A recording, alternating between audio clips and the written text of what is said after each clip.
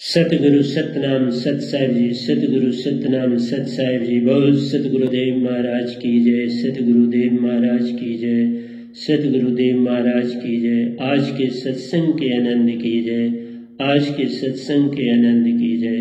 तो प्यारे सत्संग जी, आज 7, 10, 20, 20 है और आपके समक्ष सभी हंसों को, निज धाम के परमहंसों को, निज धाम के सतपुरुष जी के चरणों में मेरा सादर प्रणाम है और बार बार नमस्कार है। और यही उनसे विनती है कि जो कुछ भी आप संसार को दें वो इस माइक के द्वारा दें, ताकि ये संसार को मैं पूरी तरह से आपका संदेश दे सकूं। ये कृपा आप मेरे पे बनाए रखें। तो प्यारे सत्संग जी, आज 7, 10, 20 है और आपके समक्ष में मन के 3 गुणों की विशेषता, मन के 3 गुणों की विशेषता के बारे में बोल रहा हूं। और आपको पता है, सत, रज और तमोगुण, 3 गुण की महिमा का गुणगान आज करेंगे। सत, रज और तम क्या है? 3 गुणों की महिमा, सत, रज और तम की 3 गुणों की महिमा के विषय में हम बताने जा रहे हैं। यही मैंने इंग्लिश में भी बताया है और यही अभी ही विचार बना कि हिंदी में भी इसी को ही बोलो। तो चलिए इसी पे चलेंगे, कोई परेशानी नहीं। मेरा कहना है कि ये तीनों गुण संसार में भक्ति के साधन हैं। इन 3 गुणों के अंदर ही कृष्ण भगवान ने संसार को चलाने का प्रयत्न किया।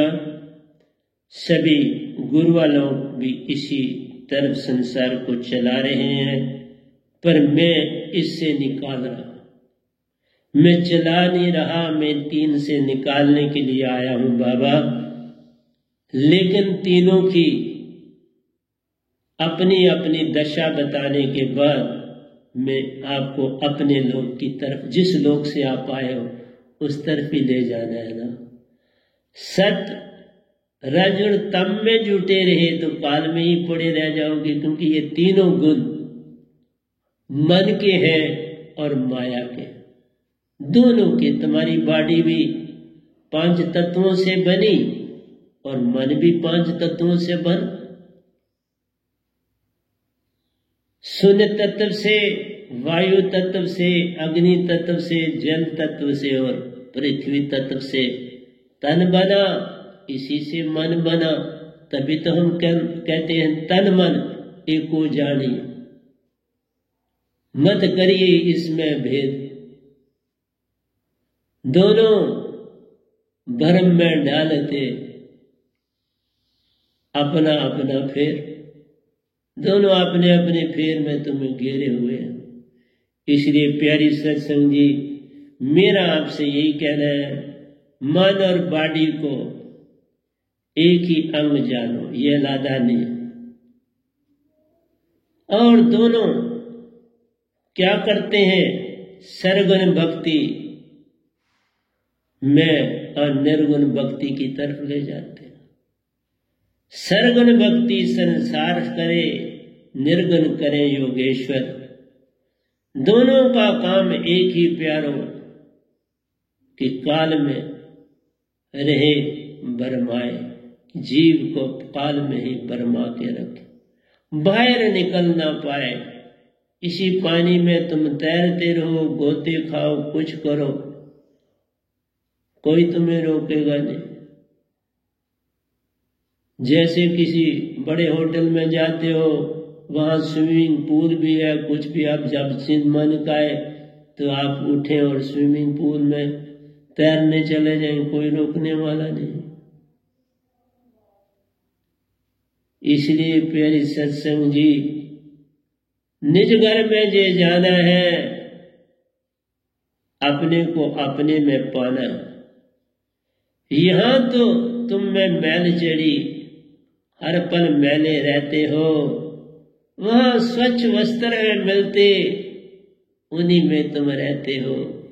स्वच्छ ही खाते, स्वच्छ ही करते, स्वच्छ ही सब सारा है। वहां कोई गंदगी है नहीं कि तुम्हें झाड़ू उठाना पड़ता है।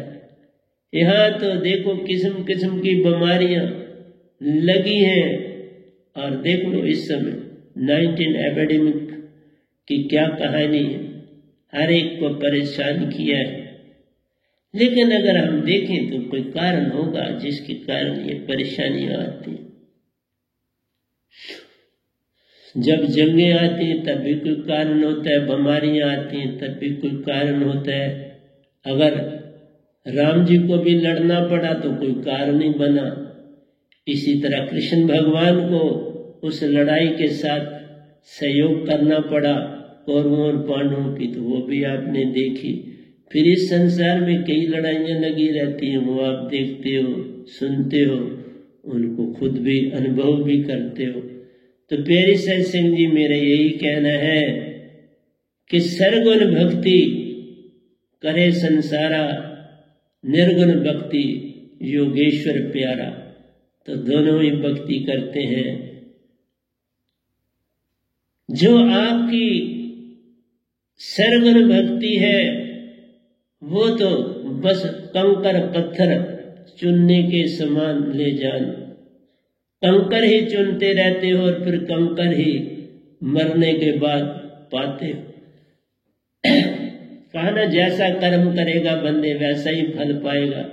तो अगर आप सरगुण भक्ति में लगे रहते हो तो बहुत कम फल मिलता है, क्योंकि तुम जीवन में ही ऐश करना चाहते हो। अगर तो उसके लिए कुछ छोड़ते ही नहीं तो आगे क्या मिले। हम तो कहते हैं जीवन में कुछ करके जा ताकि आगे तुम्हें ज्यादा मिले। तुम जीवन में ही सब कुछ खुद पाना चाहते हो तो आगे के लिए छोड़ते ही नहीं, तो फिर क्या बनेगा।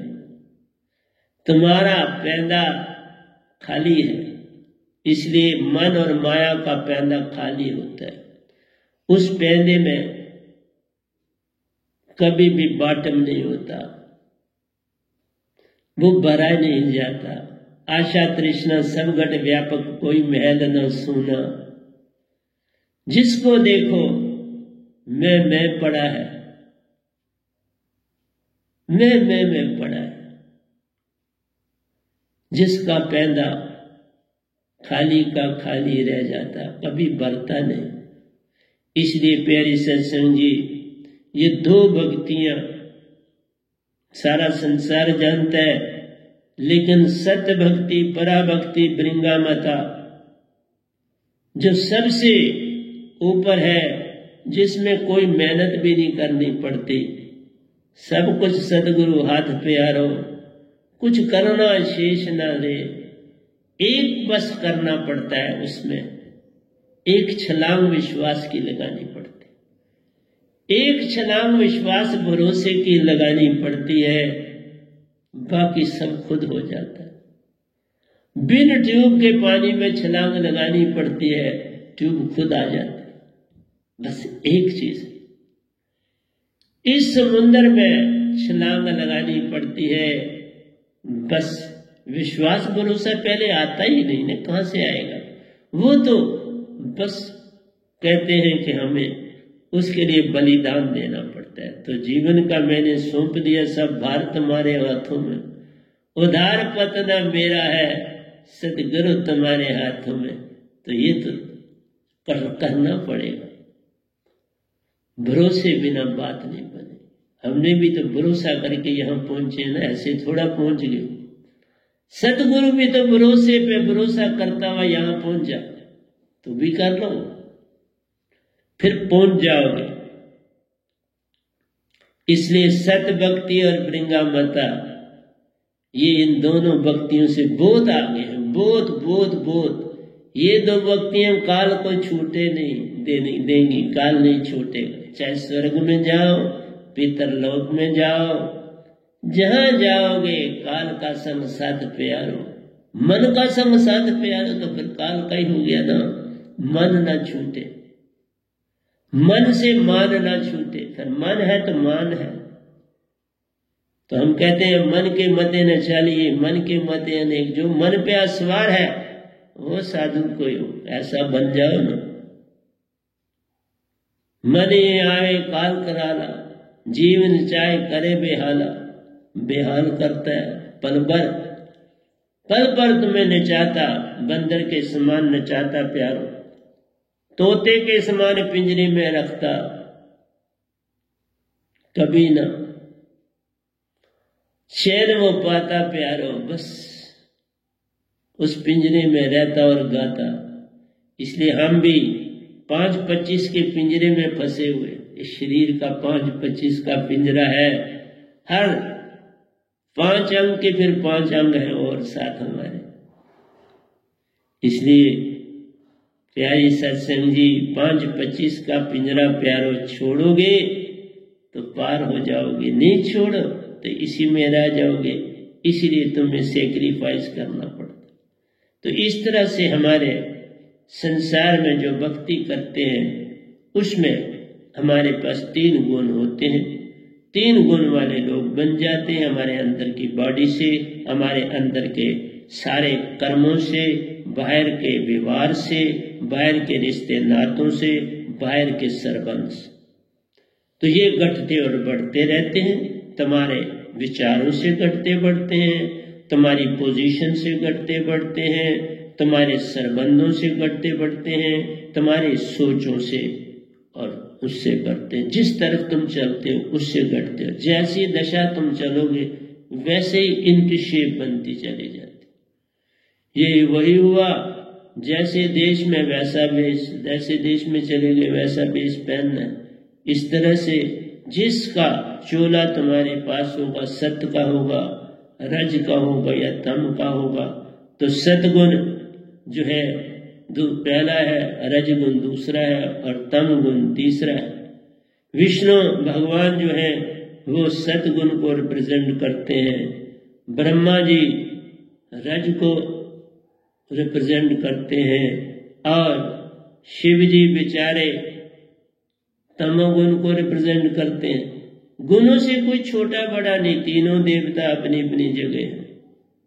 तुम आज अगर शिव जी के अंडर हो ऐसे गुणों के, तो तुम अपने गुण बढ़ाकर रज में आ जाते हो तो ब्रह्मा के हो जाओ। अगर रज से फिर आगे सत्य पे जाते हो तो आप विष्णु के हो जाओगे। अगर सत्य से घट के रज की तरफ जाते हो तो ब्रह्मा के हो जाते हो, विष्णु के छूट जाते हो। फिर रज से तुम तम हो जाते हो और तो तुम फिर शिव जी के हो जाते हो और आपका ब्रह्मा से संबंध छूट जाता है। तो तुम्हारे हाथ में है, तो किधर जाना चाहता है, किसके साथ रहना चाहता है, किस दुनिया में रहना है। और ये तुम्हारे गुण घटते और बढ़ते एक जैसे रहते नहीं। लेकिन एक समय आ जाता है कि फिर तुम पतन की ओर ज्यादा चलते हो। बचपन तुम्हारा जब होता है, बाल अवस्था, खेल गवायो, तो वो कभी तामस होता नहीं, वो सत और रज की दुनिया में होता है। सत ज्यादा होता है, रज कम होता है और तामस की कोई बात ही नहीं। हाँ, अगर कोई बापू वगैरह रिश्ते नाते वाले कोई हैं, क्या तांत्रिक हैं, कोई पंडित पुरोहित हैं, कोई ज्योतिषी हैं, तो उससे प्रभाव पड़ता है। जैसा आपका घर का वातावरण हो वो प्रभाव पड़ता है और उस तरफ आदमी चल पड़ता है। इसलिए मेरा ये कहना है, जो मेरा सत्संग सुनता है, कभी भी अपने अंदर का सत्य अपने साथ रख के अपनी सोच से चलना। न बाप से चलना, न माँ से चलना, न दादा से चलना, न दादी से चलना। जो अंदर की आवाज आए उसी पे चलना, और अंदर की आवाज सदा सत्य होती है।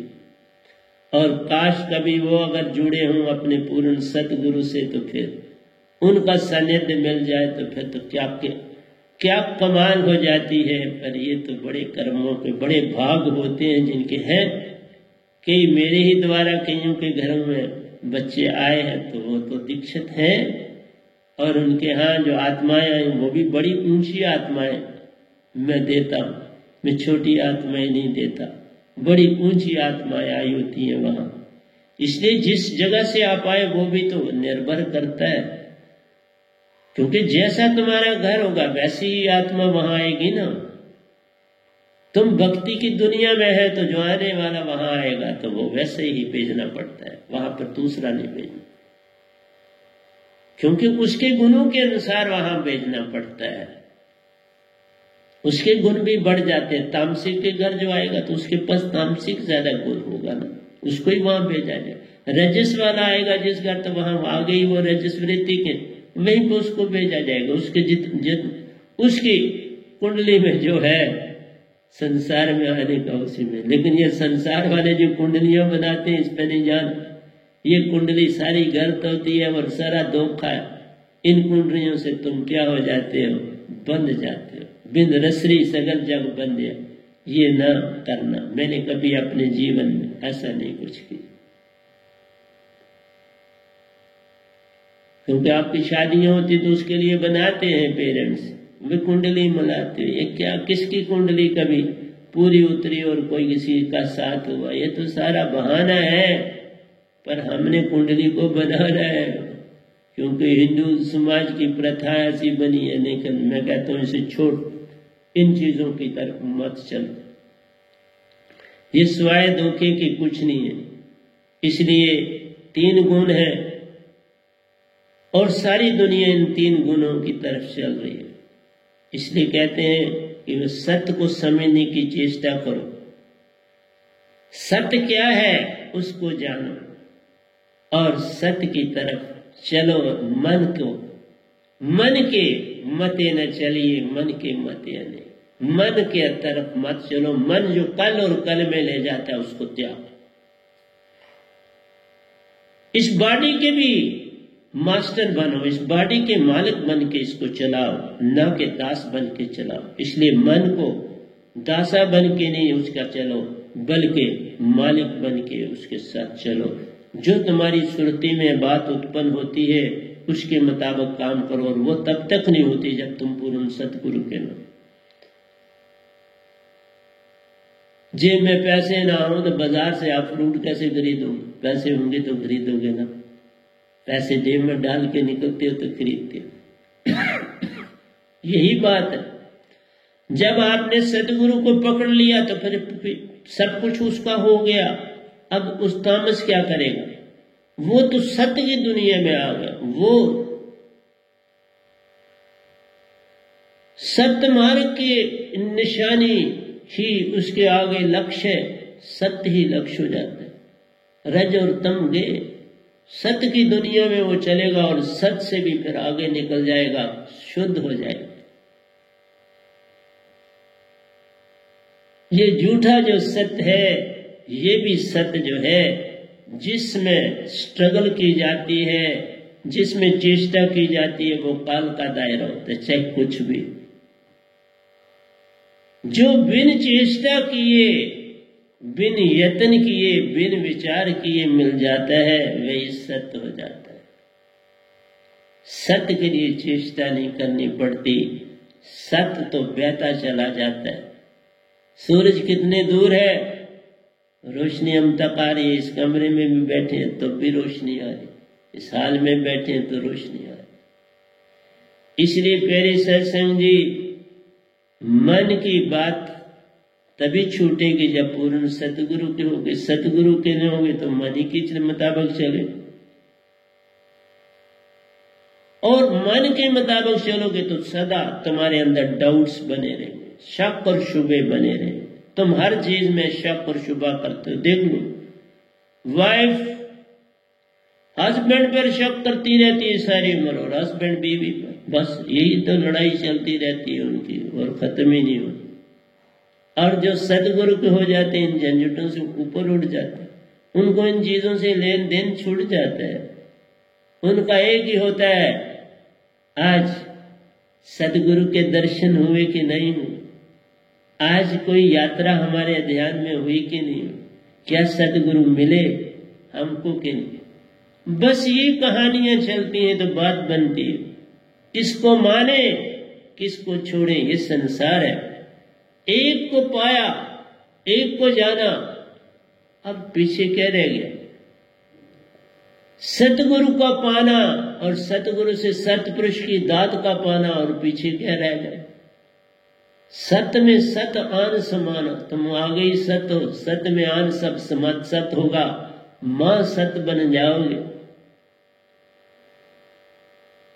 इसलिए सत में सत समाता है, फिर जीवन भी सत हो जाता है। सत से सत में हम जाते हैं, फिर वहीं के होकर रहते हैं। फिर तो निज धाम ही जाना, और कहाँ जाना? स्वर्गों में जाके क्या करेंगे? पितरलोक में जाके क्या करेंगे? काल के लोगों में जाकर क्या करेंगे? और फिर हमारी आत्मा सदा अमर रहने वाली, वो कभी मिटने वाली नहीं। आत्मा कभी मिटती नहीं, ना टूटे ना मल लगे, ना जले न जाए, धन सो मानस नान का जो एकल चल। नयनन छेदत शस्त्रानि ना ध्यानि त्यापो न शोषति मारुता। कृष्ण भगवान भी कहते हैं, इसे शस्त्र काट नहीं सकते, अग्नि जला नहीं सकती, वायु उड़ा नहीं सकती। तुम वो हो, इसी का नाम आत्मा है। पर इसको जानने के लिए तो नहीं उन्होंने कहा, जिन जाने आते न रंग माने।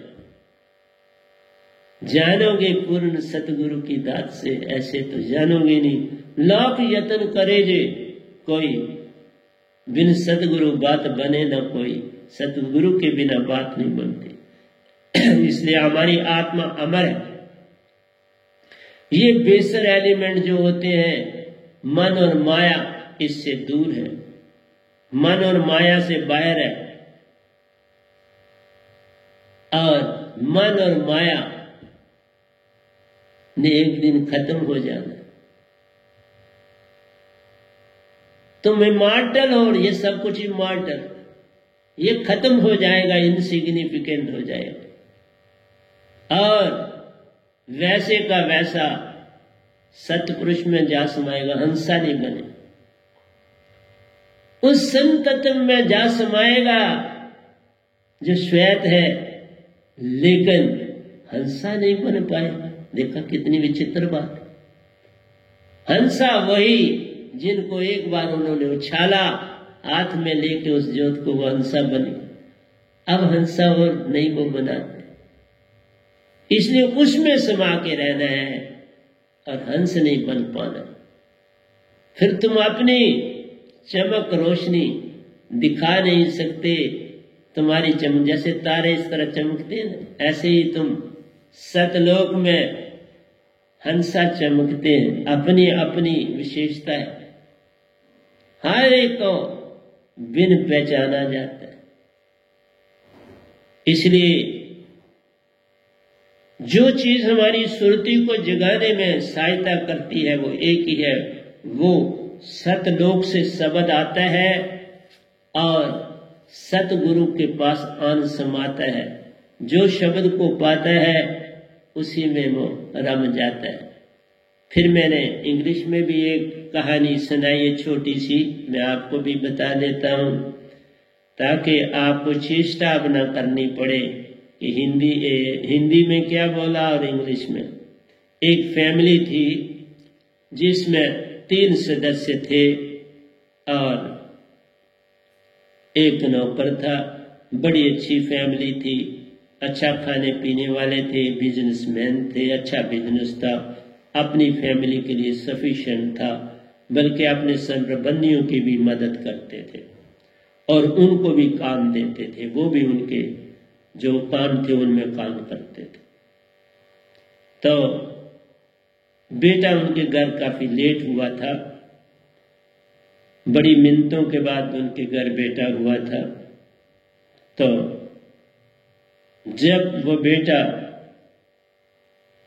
19 साल का था तो वो काम में, अपने बिजनेस के काम में जुट पड़ा अच्छी तरह से बिजनेस करा बापू के साथ, और घर में बड़ा प्रेम भाव सब कुछ ठीक चल रहा था। अभी उस लड़के की शादी नहीं हुई थी।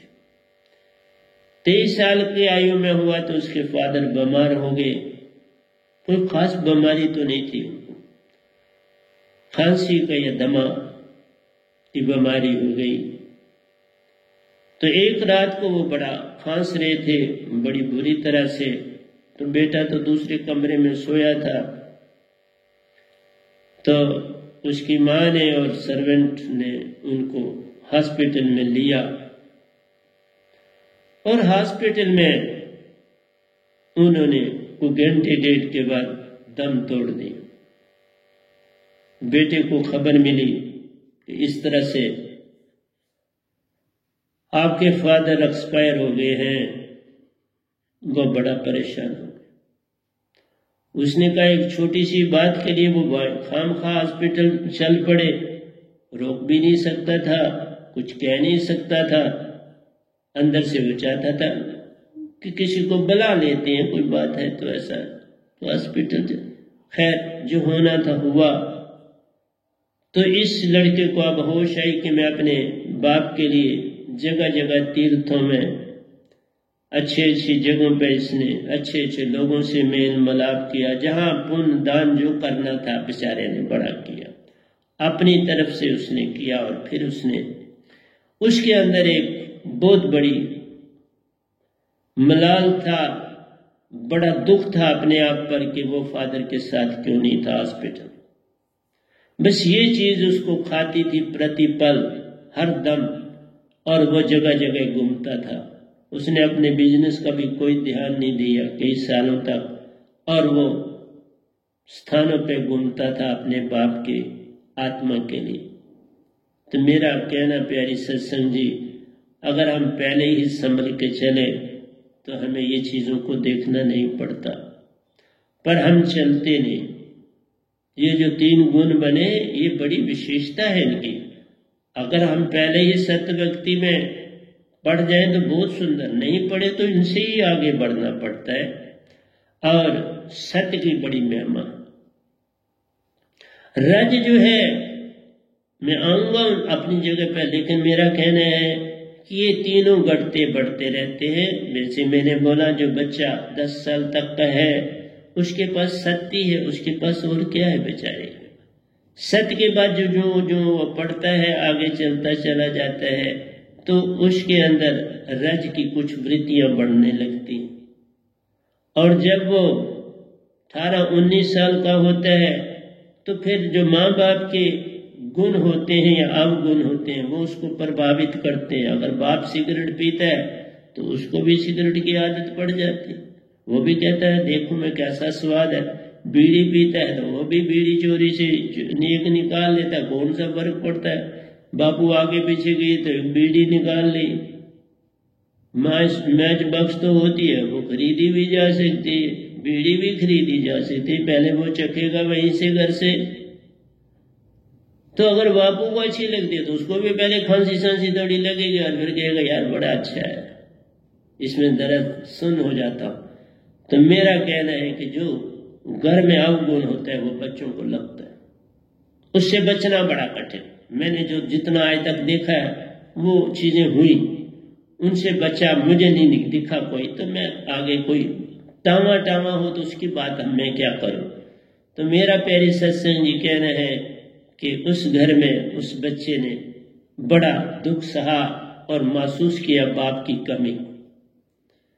तो अपने अपने घर का अपना अपना वातावरण होता है, लेकिन अगर वही फैमिली किसी सच्चे सत्य की दुनिया में लगी होती तो उसको इतना बेचारे को दौड़ना उनकी मृत्यु के बाद नहीं पड़ता। तो इसलिए हम जब सोते हैं या जागते हैं या चलते हैं हमें विचारों में नहीं रहना चाहिए, हमें सिमरन में रहना चाहिए। जैसी भी तुम भक्ति करते हो सिमरन को जोड़ो।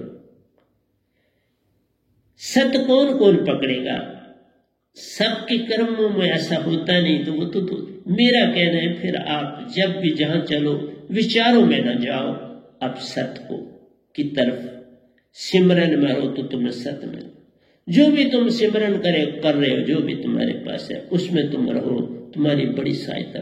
पर सिमरन में, सिमरन से सुख होते है, सिमरन से दुख जाए। के कबीर सिमरन किया साईं में मिल जाए। सच्ची दात है सतगुरु की तो फिर तो सीधा सतपुरुष में ही मिल जाओगे। अगर वो नहीं मिली तो फिर इधर अच्छी जगह जाओगे, फिर राजा बन के जग में आओगे तो फिर पाप ही करोगे, क्योंकि फिर तुम अच्छे नहीं बन सकते। जो राजे बने उनको भक्ति कहाँ, वो कहते समय ही नहीं है, उनके पास समय नहीं होता ना। वो तो सिर्फ दिखावे वाली भक्ति जरूर करेंगे, कहीं फूल चढ़ा रहे हैं, कहीं समाधि पर जा रहे हैं, फोटो शोटो हो रहे हैं, तो बाकी कुछ नहीं। भक्ति नहीं कर सकते, उनका हर समय ब्रेन सोचो में रहता है, उनकी बड़ी रिस्पॉन्सिबिलिटी होती, और उन कामों से कल्याण नहीं होता, उन चीजों से कल्याण नहीं होने वाला।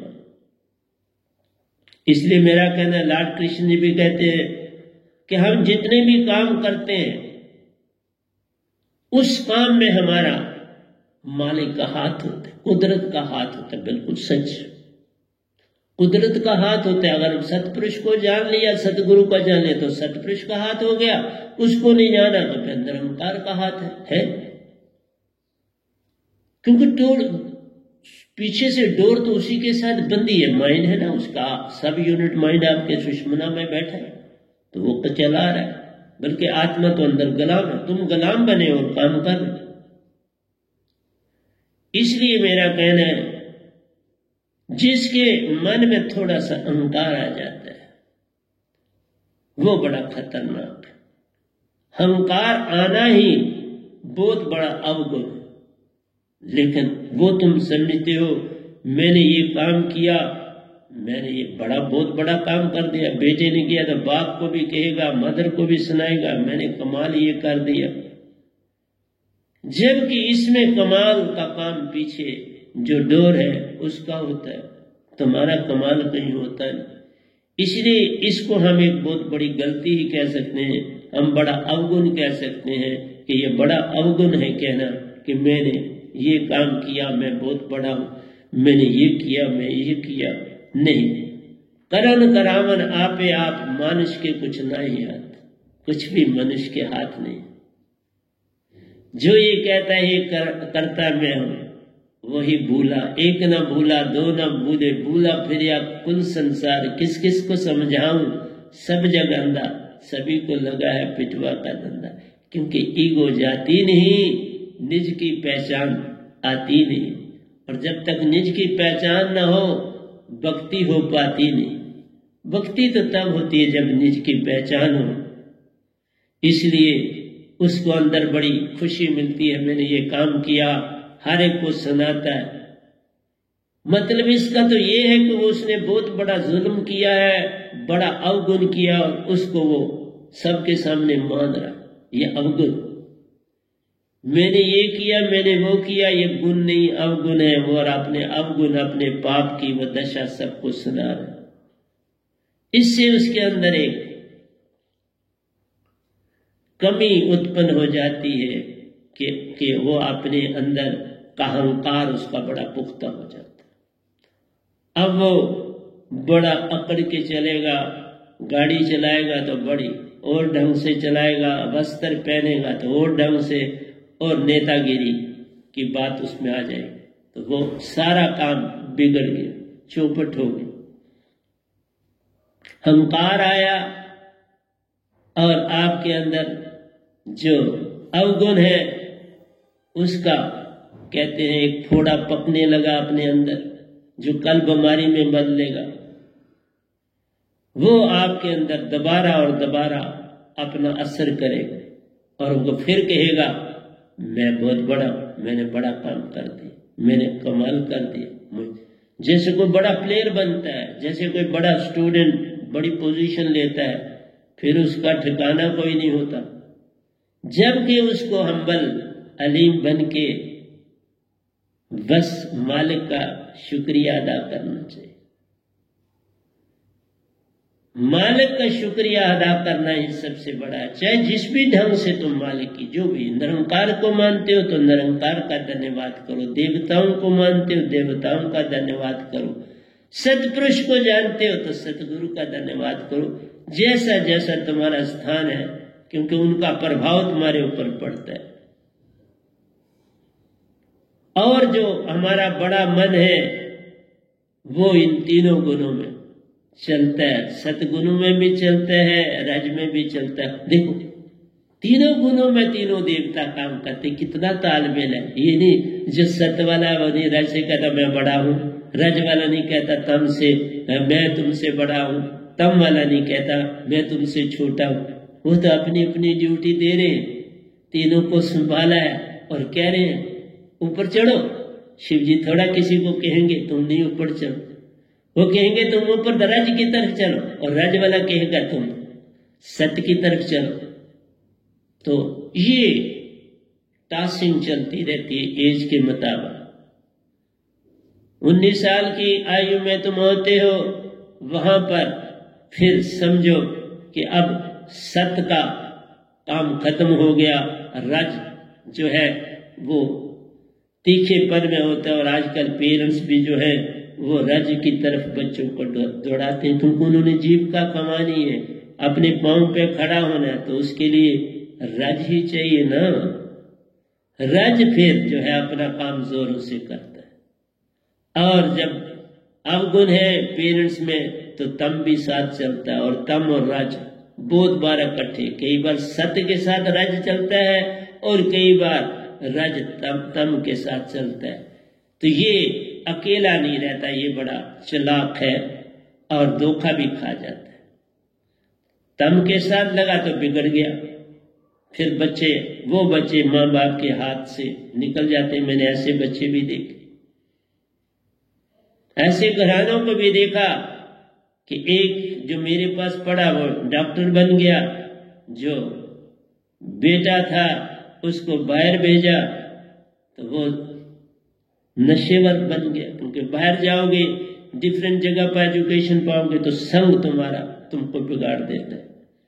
बाहर जाना बड़ा रिस्की है, जो बच्चे बाहर जाके पढ़ने चले जाते हैं बड़ा रिस्की होता है। और कोई सही वापस घर पहुंचता, कोई 100 में से 1, बाकी बिगड़ जाते। क्योंकि अकेलापन है, पेरेंट्स ने तो पैसे भेजने हैं, तो वो उसके साथी दोस्त जिनको नशा लगा है तो वो तो नशे वाली ढूंढते, क्योंकि उनको नशा करना है। और उनको फिर जब दूसरे और 5 गाहक बना देते हैं तो उनको फ्री मिलना शुरू हो जाता है। देख 5 गाहक बनाओ तो फिर तुम्हें फ्री, तो फिर वो ढूंढते हैं और जबरदस्ती ढूंढते हैं, जबरदस्ती चाय पिलाते हैं, क्या करते हैं उसमें डालते हैं, पहले इस पास से खर्चा करते हैं और फिर उसको नशावर बना के ही छोड़ते। नशावर से कोई मुश्किल से बच पाता है जो बाहर जाता है। इसलिए अपने घरों के एटमॉस्फेयर में रह के ही पढ़ना चाहिए, जो तक जहां तक मेरा कहना है। बाकी अपना संसार है तुम्हारा, वो तुम जैसे चलो चलो, मैंने क्या उसमें लेना है। लेकिन मैंने कहा सत्य पे रहना चाहते हो, सत्य की दुनिया में चलना चाहते हो, जिसमें तुम बहुत आगे जा सकते हो। रज तो बेईमानी की दुनिया में ले जाएगा, तुम चालाक होशियार बहुत बन जाओगे। मैं आऊंगा वहां पर जब बातें करूंगा। तो इस समय आपसे ये है कि हमारे पास जो है संस्कार, हमारे जिससे संस्कार हम लेते हैं वो तुम्हारे जो है वो तुम्हें पहले मिलते हैं, वो तुम्हारे चाल चलन को बनाते हैं। तभी तो कहा माँ बाप का प्रभाव बहुत ज्यादा है। और अगर हम यत्न न करें छोटी आयु में तो फिर हमें बाद में पछताना पड़ता है। पेरेंट्स को छोटी आयु में बच्चे का ध्यान देना आवश्यक है, उसका संग नहीं छोड़ना है। स्कूल में गया है तो टाइम टू टाइम स्कूल में जाके उसका पता करना है, रेगुलर क्लासेस अटेंड करता है नहीं करता है, ताकि और फिर अच्छी दुनिया में लगे तो उसको भी थोड़ा टाइम के लिए भक्ति में डालो, वो भी भक्ति में जाए। 5 मिनट से 10 मिनट से अच्छे लोगों को घर में बुलाने की चेष्टा करनी चाहिए। जो अच्छी आत्माएं वो तुम्हारे घर में आएंगे, उनके साथ बैठोगे तो वो प्रभाव आप में पड़ेगा, अपने आप पड़ेगा, बच्चे पर भी पड़ेगा। तो उस पर जाने की चेष्टा करो। जो आप अपना संग बढ़ाओगे अच्छे लोगों से, उतना उतना बच्चों पर असर पड़ेगा। तो ये नेचुरल नहीं है, ये तीनों चीजें जो हैं ये अदला बदली करते हैं। एक ही चीज में अटक नहीं जाना। लेकिन कभी कोई भूला भटका सत्य भक्ति में आ गया तो उसका तो काम ही बदल गया। सत्य आया, सत्य भक्ति में पड़ा, भृंगा मत्ता मिल गया, सब कुछ मिल गया। फिर वो सतपुरुष का ही हो गया, जिस घर से आया उसी घर का हो। इसलिए मेरा कहना है, आप बदलने की चेष्टा ना करो, तुम मालिक को याद करने की चेष्टा करो, वो तुमको बदला देगा। तुम चाहे निरंकार की भक्ति करते हो उसमें रहो, पर श्रद्धा से रहो, वो तुम्हें पल पल बदलता चला जाएगा। और यहां तक भी मौका आएगा कि वो तुम्हें मांगना नहीं, एक काम मेरा कर लो, मांगना मरण समान है, मत मांगो कोई भी, बस मांगना छोड़ दो, सब कुछ तुम्हारी झोली में मिलेगा।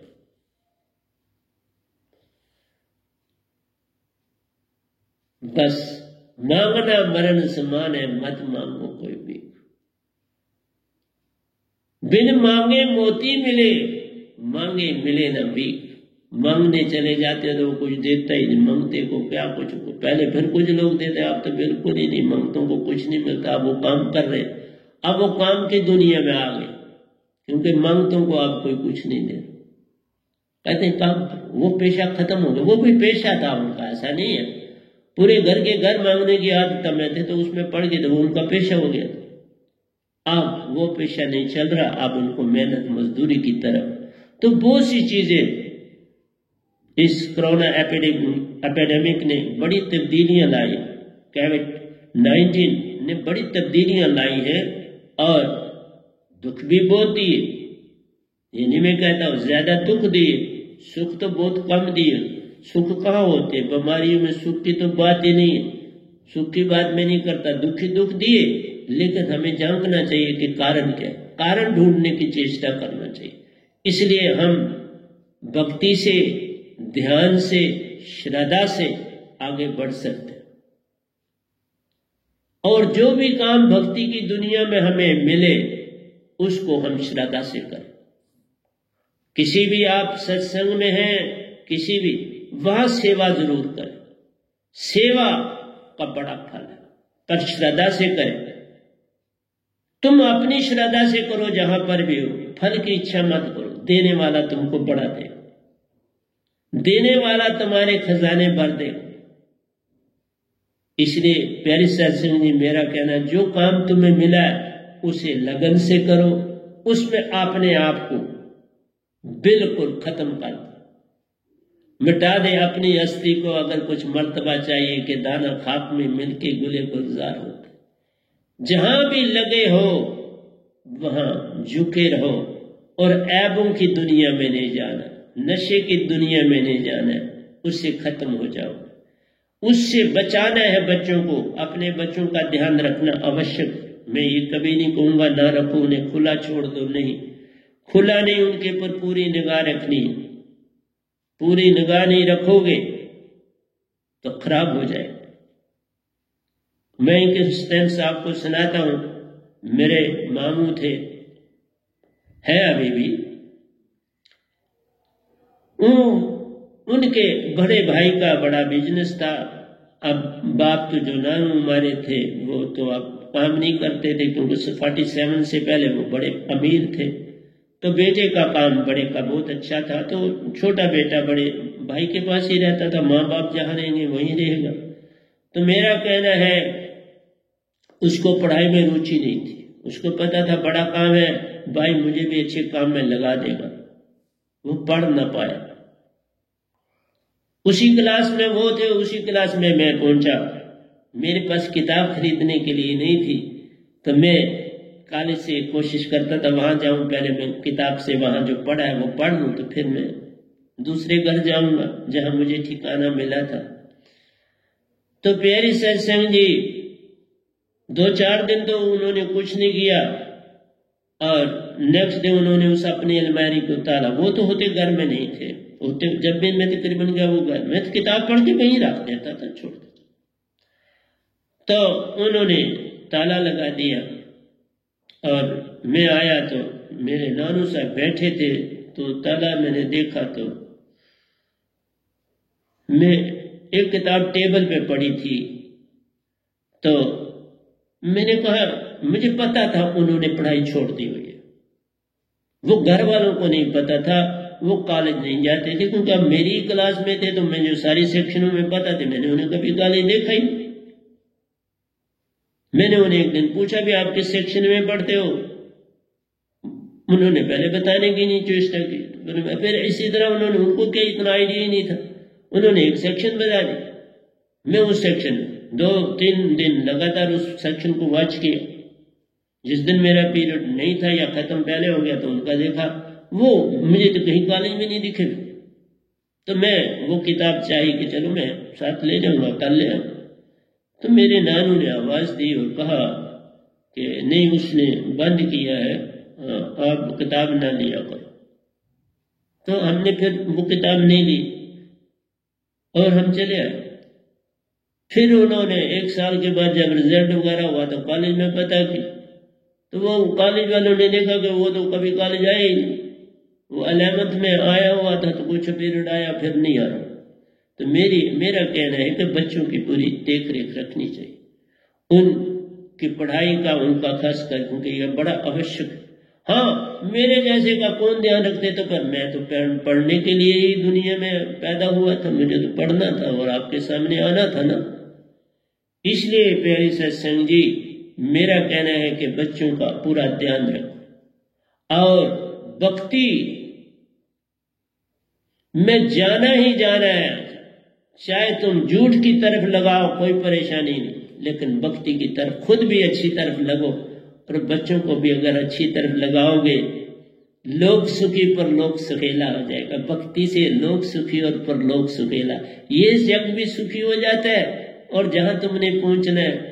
मेरे को और कोई लाभ नहीं, देखो आपके सामने बैठा हूं, आगे ही निजदाम होके आया हूं, गिनती से बाहरा सतपुरुष से मिल चुका हूं, सब देवी देवताओं से मिला हूं, निरंकार भगवान से मिला हूं, आज शक्ति से मिला हूं, बाबा सबसे मिला, लेकिन कभी कुछ मांगा नहीं। मैं बस एक ही कहूंगा आपको, सबसे मिलो, बहुत सुंदर, मांगना और मांगना नहीं। और दूसरी बात अपने में नहीं लाना, मैं कुछ करता, मैं तो सेवादार हूं यहां पर। मैं प्यारे सत्संग जी कह नहीं सकता मैंने संगत की कितनी, वो भी मुझे खुशी है, मैंने बहुत सेवा करता हूं, आज भी कर रहा हूं, करी है, करनी चाहिए। हर जो सतगुरु होता है, सतगुरु का मतलब होता है सबसे छोटा दास, क्योंकि जो सतपुरुष का हो गया तो उसको सबसे छोटा बन के सबकी सेवा में लगे रहना। तो मैं आज भी कहता हूं, मैं सारी संगत का दास हूं, मैं कुछ बड़ा नहीं, ये तो सतपुरुष ने बिठा दिया, ये उनका काम है, लेकिन मैं दासों का दास हूं और वही बन के रहना चाहता हूं। और जिस समय आपके अंदर अहंकार आ जाएगा, अपना कर्तापन नजर आ जाने जाएगा, तो उस समय समझना कि मैं पूरी तरह से मन और तन से जुड़ा, भक्ति से नहीं जुड़ा। जब आपके अंदर मन और मान आ जाता है तो वो तो मन का अंग है, फिर आपका बॉडी से ज्यादा संबंध है, फिर बॉडी को बीमारियां ही बीमारियां लगेंगी। और बीमारी जब बॉडी से अपना संबंध बढ़ाओगे तो बीमारियां बढ़ेंगी, याद रखना। फिर आत्मा कुंद होती चली जाएगी और बीमारियां बढ़ जाएंगी। अंदर चेतना ही नहीं है, चेतना का जो फ्लो था वो बंद हो गया। अगर लकड़ी जलाई है आपने, तो लकड़ी जो है अब आगे, उसको आग के आगे नहीं आपने किया, वो पीछे ये कोयला आगे बना, तो अब वहां से लकड़ी से धुआं निकले। अब लकड़ी से आग नहीं निकल रही होगी, धुआं निकलेगा। तो ईगो तुम्हें लकड़ी में धुआं उत्पन्न करेगी। तो इसका मतलब है तुम्हारा संबंध मन और बॉडी से, और तुम्हारी जितनी भी सेंसेस हैं, अब तुम्हें क्या हो जाएगा, जब मन और माया हो जाओगे तो तुम्हारी सेंसेस वो चीजें मांगे, तुम खाम खा की चीजें पेरेंट्स से मांगोगे, मुझे ये कपड़ा चाहिए, मेरा जूता पराना हो गया, मुझे चाहिए, मुझे कटिंग ऐसे करानी है। मेन दुनिया में तुम खो जाओगे और तुम्हें पता भी नहीं चलेगा तुम क्या कर रहे हो। और इससे तुम्हारे पास क्या होगा, तुम्हारा अटेंशन डिवेट हो जाएगा, तुम्हारा अटेंशन सारे का सारा सुरती से हटकर मन की दुनिया में, और मन तो तुमको कभी उसका काम ही भटकाना है, उसका काम भटकाना है। वो तो ऐसा आदमी जैसे एक प्लेयर होता है तो वो खेल रहा है, और फॉरवर्ड वालों का जो आगे खेलते हैं उनका बड़ा रोल होता है, बैक वालों का भी बड़ा है, लेकिन फॉरवर्ड वाले अगर अच्छे खेलते हो तो वो बॉल को बैक आने नहीं देंगे, वो उस बॉल को दूसरे की गोल की तरफ ही रखेंगे, तो वो काम उनका है। और दूसरी टीम भी यही करती है, तो जो कोई ढीला होता है तो उसको निकाल दिया जाता है ना टीम से। इसलिए मेरा कहना है कि तुम टीम में बने रहो, और टीम में तभी बने रहोगे जब तुम मन और मान की दुनिया में नहीं, आत्मिक दुनिया में जाओ। आत्मा का संग करना अति आवश्यक है, आत्मिक बन जाओ, और आत्मिक तुम तब तक नहीं बन सकते, सत्य की दुनिया में तुम तब तक नहीं जा सकते जब तक कि पूर्ण सतगुरु का सानिध्य न मिले, जब तक सतगुरु की दात न मिले, जब तुम्हें ब्रिंगा मत न मिले। तो प्यारे सत्संग जी, आज मैं आपके सामने यही कहना चाहता हूं, सत्य को जानो, सत्य को पहचानो और सत्य हो जाओ।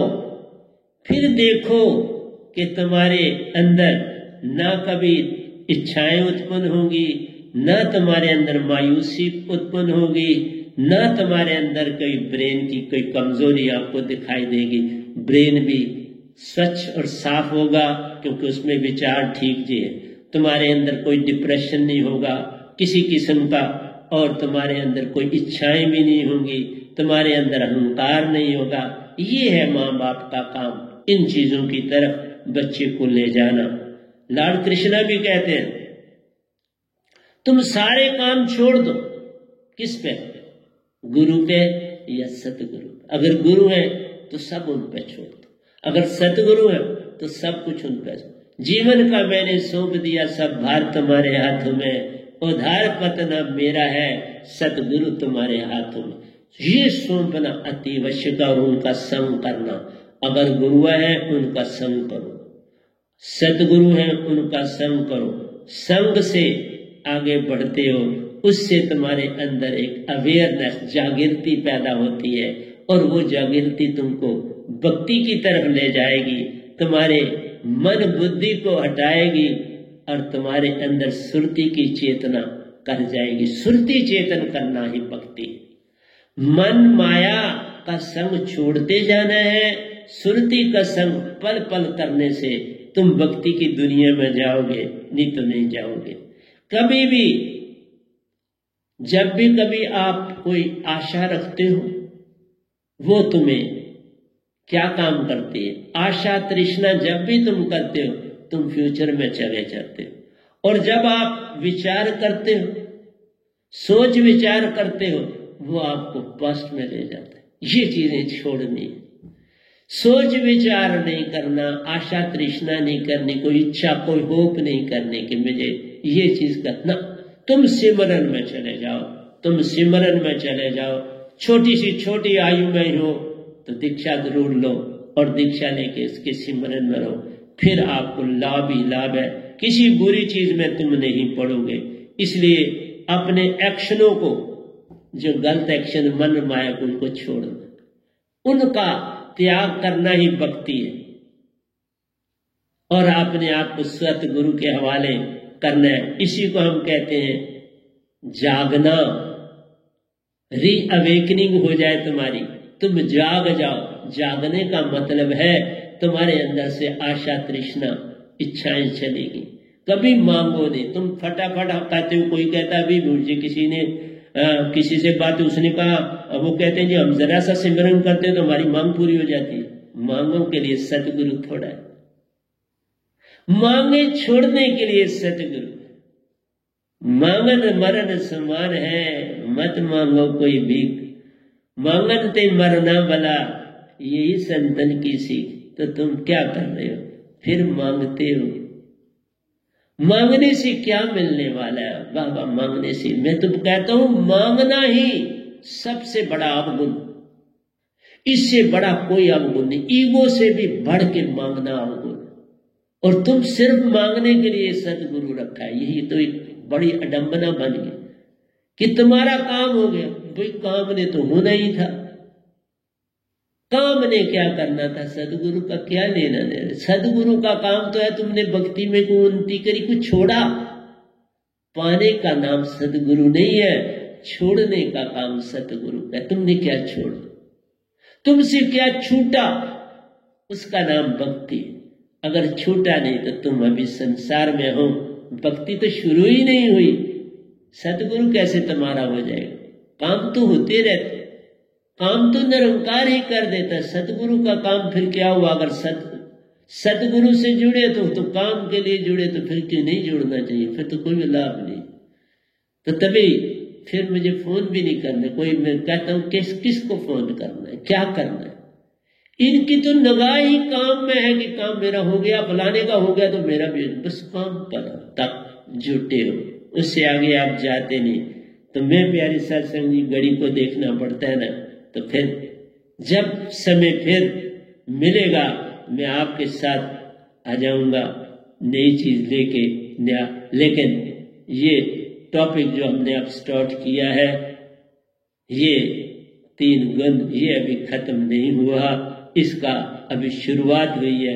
आगे चलेंगे, देखते हैं क्या होता है, क्या मिलता है। तो प्यारे सत्संग जी प्यार से कहिए सतगुरु सतनाम सत साहिब जी, सतगुरु सतनाम सत साहिब जी, सतगुरु सत बहुत सतगुरुदेव महाराज की जय, सतगुरुदेव महाराज की जय, सतगुरुदेव महाराज की जय। आज के सत्संग के आनंद की जय, आज के सत्संग के आनंद की जय, आज के सत्संग